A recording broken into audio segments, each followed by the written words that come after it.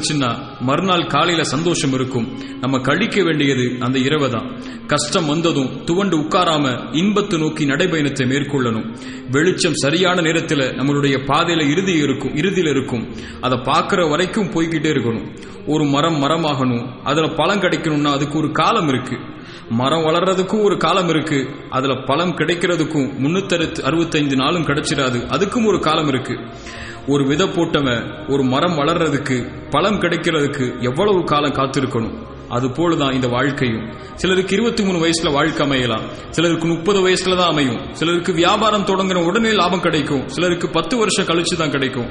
சிலருக்கு குழந்தைகள் திருமணமாகி சில மாசங்களிலேயே கிடைக்கும், சிலருக்கு 10 வருஷம் கழிச்சு அல்லது 15 வருஷத்துக்கு பிறகுதான் கிடைக்கும். இதெல்லாம் நம்ம போட்ட கணக்கு இல்லைங்க, இறைவன் அமைச்ச